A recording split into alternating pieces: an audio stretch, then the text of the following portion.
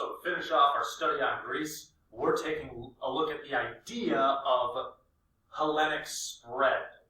All right, and what we mean by Hellenic is the Greeks themselves.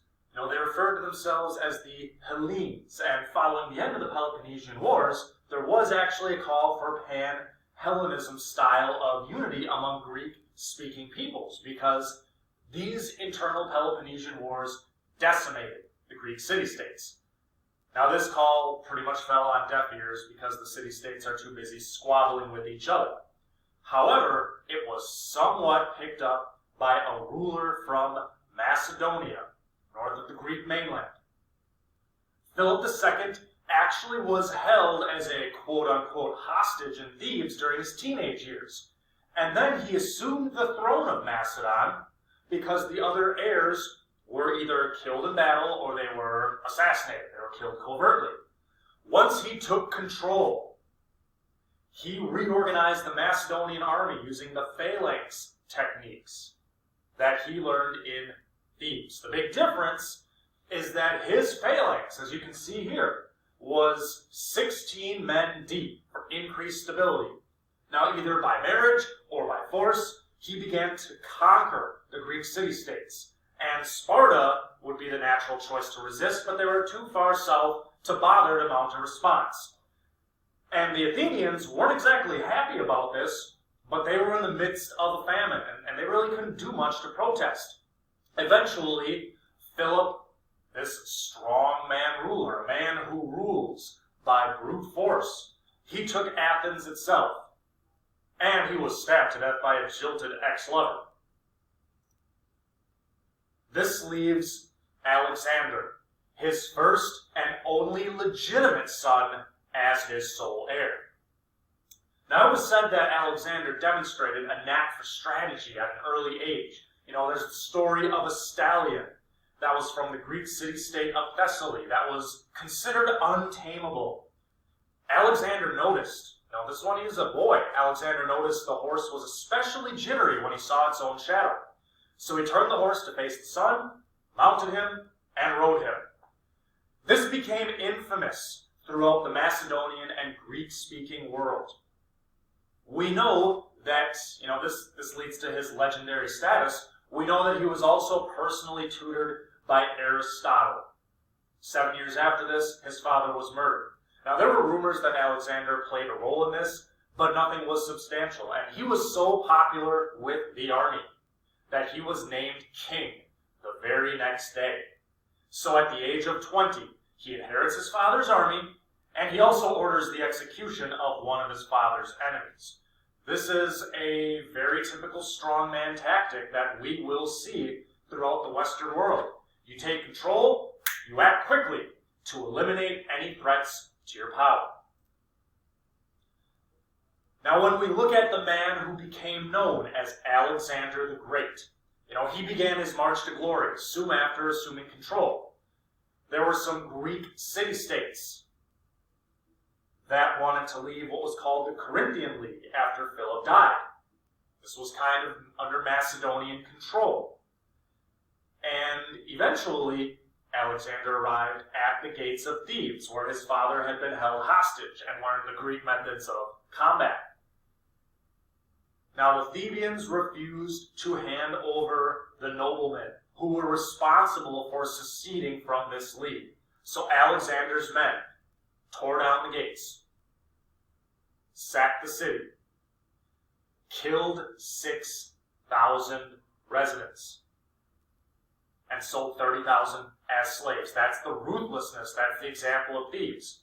Athens got the message, so they exiled anyone who opposed Alexander, and the rest of the league pretty well fell in line. No serious threats after that. Now you get an idea here, and we'll see a visual momentarily, but the extent of his empire.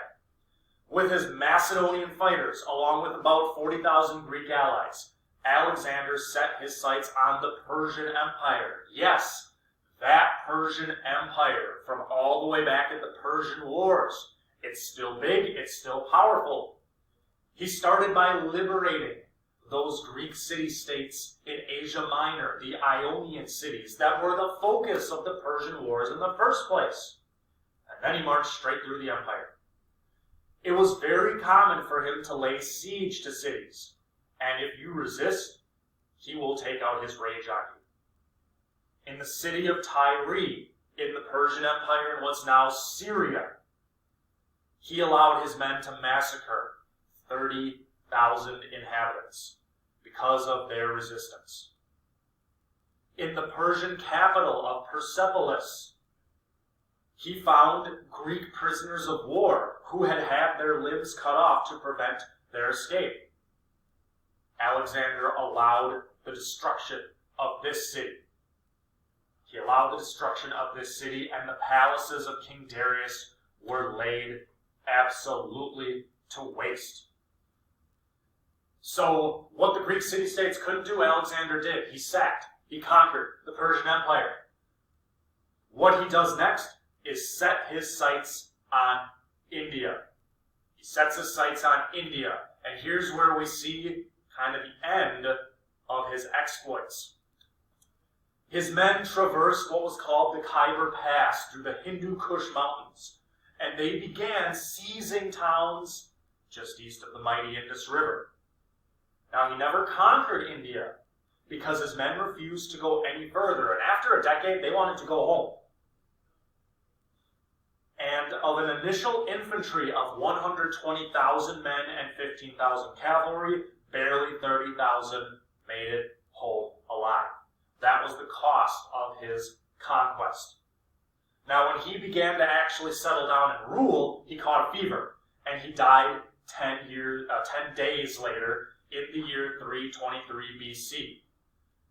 Alexander was 33 years old. All right, he was injured in battle, ended up with a fever. He ended up dying at age 33, but he had conquered all land from Greece to the Indus River.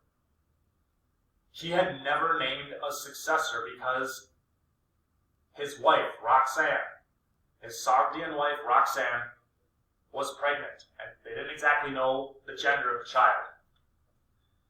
He reportedly stated on his deathbed that his empire should go to the strongest. That was all, the strongest. So they agreed that the empire would be split amongst his generals. Now, almost immediately, they went to war with each other. So it's clear that Alexander, he's great because of his military conquests. Not much of an administrator. Not so much remembered for his long-lasting administrative contributions. Now again, this kind of gives you an idea of how far he was able to conquer. So his home in Macedon, even made it through Egypt, to Thrace and Anatolia. So this is where those Ionian city-states would have been, but then straight through the Persian Empire, right up, just past the Indus River. Now, Alexander's illegitimate and truthfully weak-minded brother Philip would stay in Babylon, which was the so-called center of the empire. So Babylon, right here, between the Euphrates and Tigris River. The generals served as satraps, which is what the Persians called their regional governors. Now, the War of the Successors, because again, you break up the territory, there's going to be conflict. The War of the Successors began almost immediately, and the winners were Ptolemy in Egypt, Seleucus, who founded the Seleucid Empire in Persia, and Lysimachus in Thrace and Macedonia. So the generals duke it out. There are clear victors, and the territory is divided. Now, culturally speaking, as a student of Aristotle, he came to learn and appreciate Greek culture, and he spread this culture among the 2 million square miles of his empire. So Macedonian or Greek peoples would rule over these areas the next 200 to 300 years, although the collapse of their rule did lead to a new empire on the Indian subcontinent.